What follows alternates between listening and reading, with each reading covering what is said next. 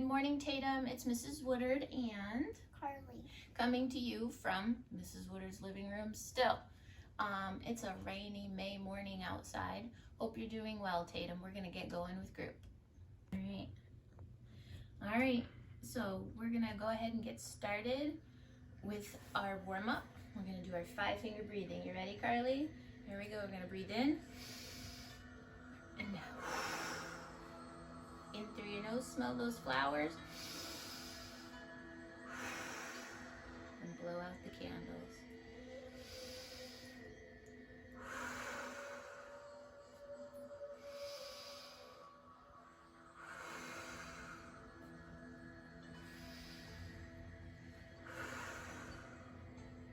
You can do that as many times as you need to in order to get relaxed and ready, maybe for doing some schoolwork or getting ready to go to bed at night, or maybe to have some quiet time. All right, so remember to smell the flowers, right? April showers bring May flowers, and blow out the candles when we blow out through our mouth. Good job.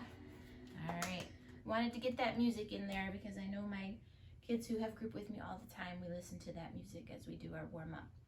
All right, we're gonna move on to group. So here's the thing, wanted to kind of review what we've talked about over the last 3 groups. We've talked about, let's see, hand washing, right? And the power of hand washing. Remember that washing your hands makes it so that not only do you get rid of the germs that are already on your hands, but it makes it so the germs have a harder time sticking to your hands. So that's why they say wash your hands often throughout the day.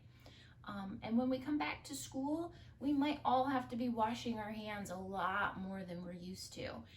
But remember, even when a teacher or when it's time to wash hands, even if we don't always want to, it's going to be really important that we do. Let's see, what else did we talk about?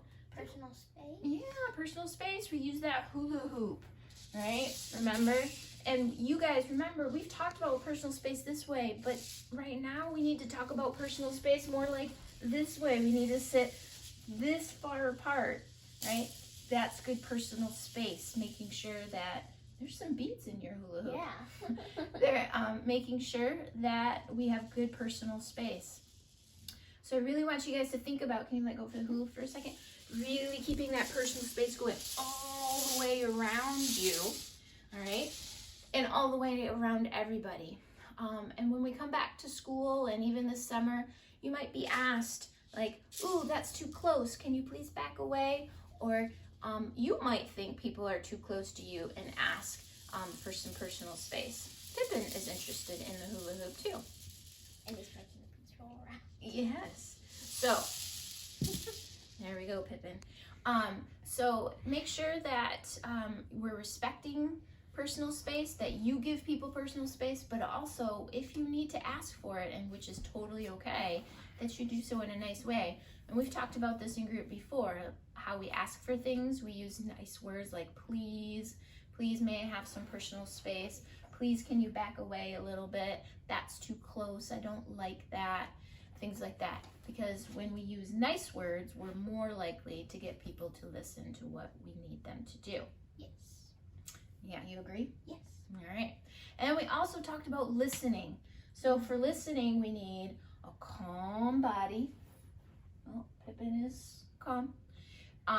We need eyes looking at whoever's talking. We need a quiet mouth. And we need to have our ears open. And listening is going to be super important when we get back. Right, Pippin? Do you think that listening is important? Yeah. Do you have a calm body right now? You do. And you're looking at Mrs. Woodard? And are you really listening with your ears? Yeah, you are. Good job, Pippin. I really like how well you're listening. And you have a quiet mouth, too. Do you think he's a good listener? Yeah. He's a good listener. We always think that Pippin is really listening by the way he tilts his head whenever we're talking to him. Mm-hmm. I'm glad he did it this time. He didn't cooperate the first time. No. No, he didn't. One of the things that might be a little bit more difficult to do is listening really well with our masks on. So Carly's gonna get her mask on. Not because it's harder to use your ears, but because maybe the mask makes our voices sound different, might be harder to hear things. And you might encounter people at school having to wear masks. And if that's the case and you didn't hear them, what could you do, Carly? Say, can you please repeat that again? There you go. You can tell them to please repeat that again. I didn't catch that.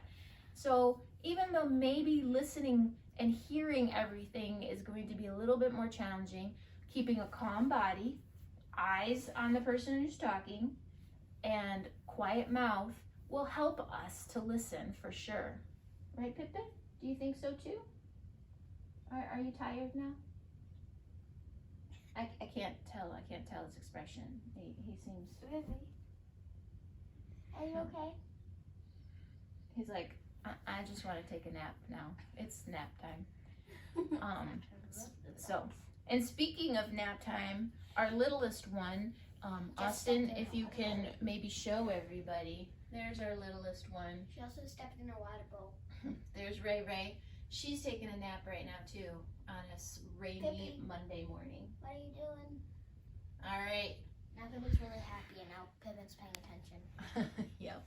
All right, everybody. It was nice to do group for you guys one more time. We'll do it again in a couple weeks. I hope everybody is well and staying safe. Talk to you soon. Bye.